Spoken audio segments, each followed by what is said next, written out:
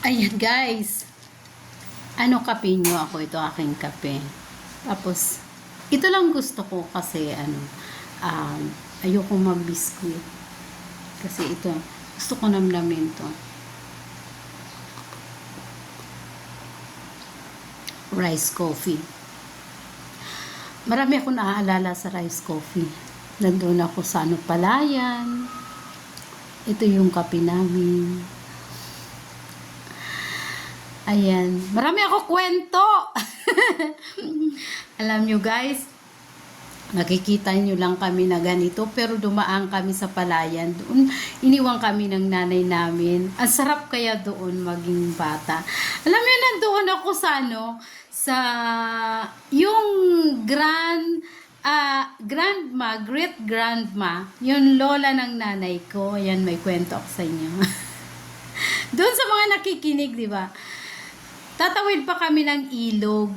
Tapos nandun ang daming bayabas. Ayan, kumusta sa aking mga pinsan ni nanay.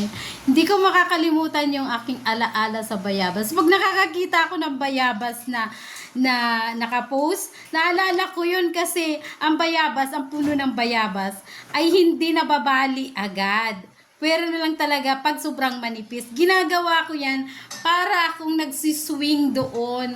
Alam niyo ba yung gumaganong-ganon pa yung yung puno ng yung sanga ng bayabas. Awa ng Diyos, hindi naman ako nahulog. Pero mababa lang yun. Ginagawa ko yan na duyan. Ayun. Ang dami kong nakukuha nung panahon 1980s yun, nung kabataan ko. Nangunguha ako doon sa lupa nung lola ko. Natatandaan ko si Lola Gunya, yon. Doon ako nakikikain, mahilig siya sa paksiw. Ay, mga bayabas niya doon. Nandun ako, buti hindi ako sinasaway, hindi siya masungit sa akin. Sa amin, kasi na kayo pangalawang apo, hindi siya masungit. Alam mo, ang dami ko nakukuhang bayabas pag nagugutom ako. Ayun, kakain lang ako ng bayabas, niloloko pa nga ako nun. Ako, yung bayabas yung kinakain mo, tutubo yan sa iyong tiyan. Yun, nangunguha ako ng bayabas, speaking sa bayabas. Tapos pag Saturday, merong doon, parang garage sale ng yung mga nagtitinda ng mga na-harvest nila yun sa summer. Yun, tuwing Sabado, yun, Friday pa lang, nangunguha ako ng bayabas. Nakaka-half sack ako, ayan, binibenta ko yun. Ewan ko, umabot 50 yung parang 25 pesos lang yung bili nung panahon. Ayan, binagdaanan ko yan. Kaya nakikita nyo lang ako ngayon ganito, ayan. Pero ako yung batang nandoon sa puno ng bayabas. Nangunguha. At saka yung suha ng lola ko. Yun, yung suha ng lola ko, si Lola Gunya. Lola ni nanay. Naku, sako-sako yun pag nag-harvest sila. At saka yung tamarind. Ayan, yung tamarind. Pero nung nawala na siya, parang nawala na rin yung puno. Parang hindi na siya tumubo. Tsaka, ewan, namimiss ko yung lugar na yan.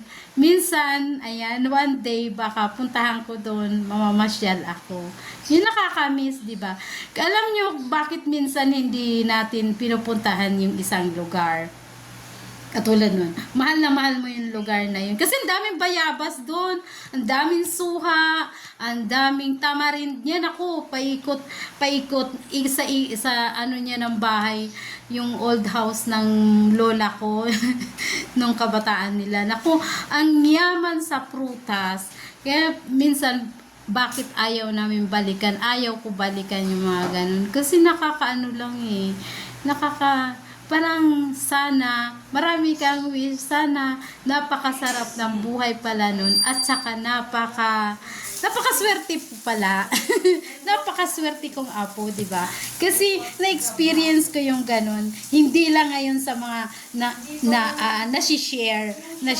Pero totoo talagang na-experience ko yung mga nakikita ko doon na mga batang nandoon sa puno ng bayabas, nagsiswing. Ako yun! Thank you for watching!